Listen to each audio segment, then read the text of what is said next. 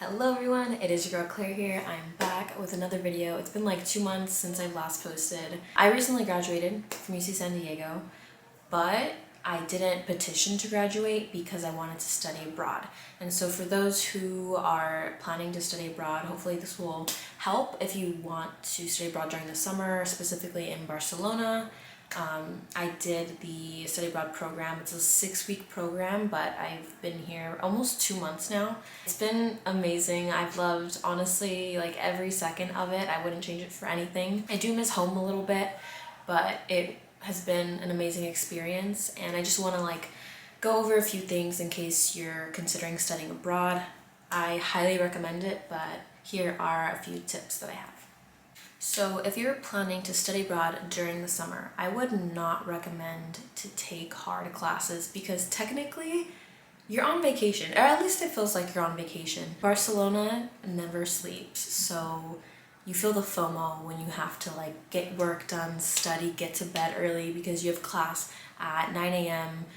And okay, my university is called UAB, University Autónoma of Barcelona, which is not located in Barcelona. I originally wanted to go to University of Barcelona, but it was not an option for the summer. So if you plan to go to UAB during the summer, I would recommend staying in the city of Barcelona. The only downside to that is that your train ride from where you live to your university is about an hour long. So what my schedule has been looking like is literally waking up at 7, leaving by 8 to get to school by 9, and then you're in class for 3.5 hours, and by that time you're finished, you're drained. Not only because it's 3.5 hour class Monday through Friday, but it's so hot during the summer, very long days. People are out until 4 or 5 a.m. It's definitely a party city, but like I said, I've loved every second of it.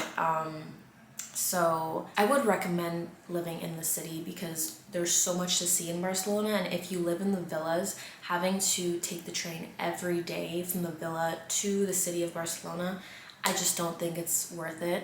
And I would rather wake up at 7 to get to school by 9 from Barcelona. Also, be aware that the grading system is so different here.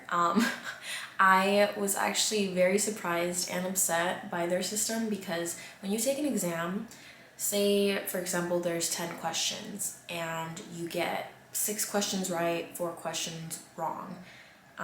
The wrong questions actually cancel out the 6 you got right. So technically you got 2 right, which is crazy to me. So if you get 1 right answer, 1 wrong answer, cancels each other. So technically you still got 0.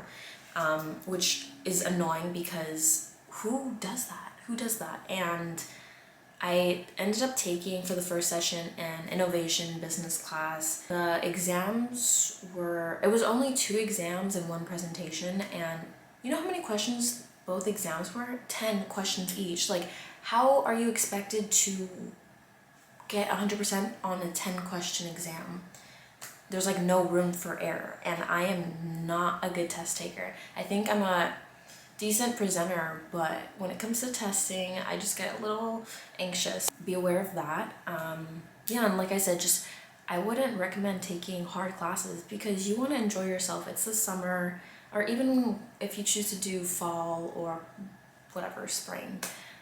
Don't take really hard classes because I don't feel like it's worth it. You're trying to immerse yourself in this new freaking country and the culture and get to know the people and really connect, and I feel like that's more important than thinking about I gotta get an A, I gotta study for this. So try to save those hard classes when you go back to your university. This next piece of advice is mainly for females because I've already heard so many bad stories of girls who have had crappy roommates and where things did not go well. I actually have a friend who I'm not rooming with, but I met her through the program, and she told me that one of her roommates ended up leaving the program early because they got into a lot of mess, and that girl ended up blocking her and the other roommate on Instagram. I'm just oh my god.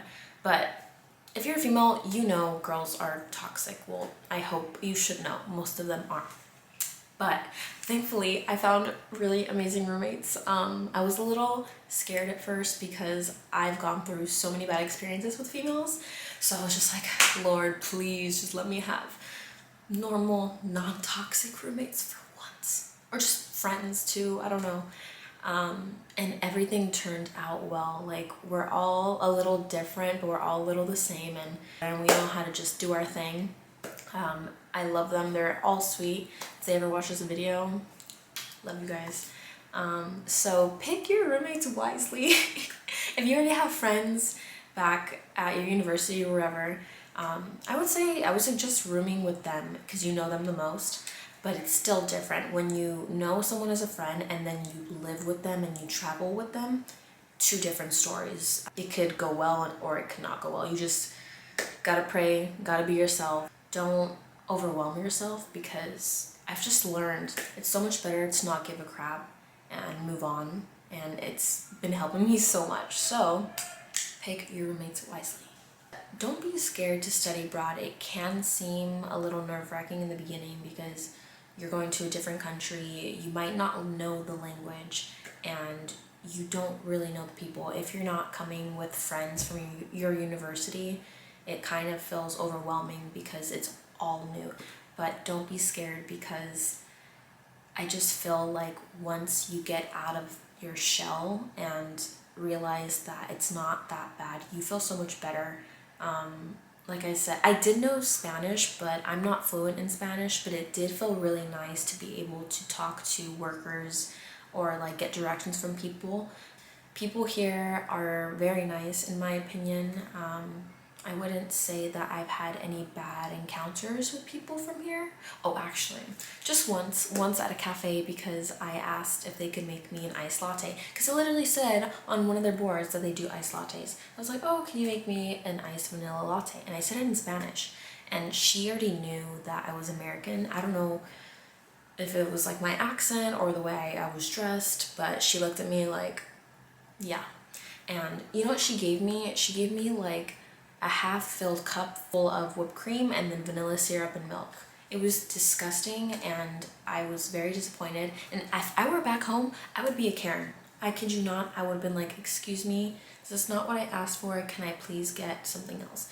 But you can't do that in Barcelona. Like, the culture here is very different. Because people don't get tipped here, I don't think they care as much as about how they serve you or if they're rude to you or not.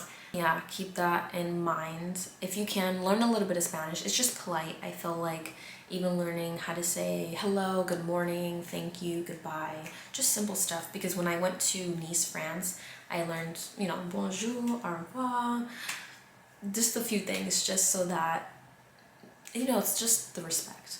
Camera just died, but I can go on and on about how much I have loved my time here. I honestly wouldn't trade it in for anything. I have cherished every moment, and if you have the funds, please study abroad. I feel like everyone should, because it's so important to immerse yourself in something different, something you're not used to, because you just become but like you grow and you learn so much about people and you learn so much about yourself. And I'm sad because I don't want to go back. Like, I kind of feel like I could stay here for a year. There are days obviously where I said I miss home. Like, I wish I could just go back for 1 or 2 days and then come back here, but that's not possible because it's very expensive and very far. But please, if you have any questions about this program, do not hesitate to comment or DM me on Instagram. I will be there. And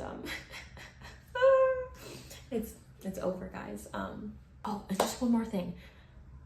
The food here, honestly, is not that great. Like, I love me Mexican food, and I just thought Spanish food would kind of, you know, meet there in the middle at least. No.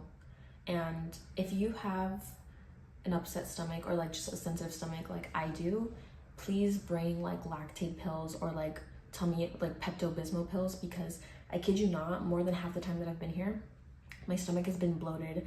I've had like stomach cramps like if I were on my period, but without me being on my period. It just felt like that because of whatever I ate. I don't know, but the food here is different, so be prepared.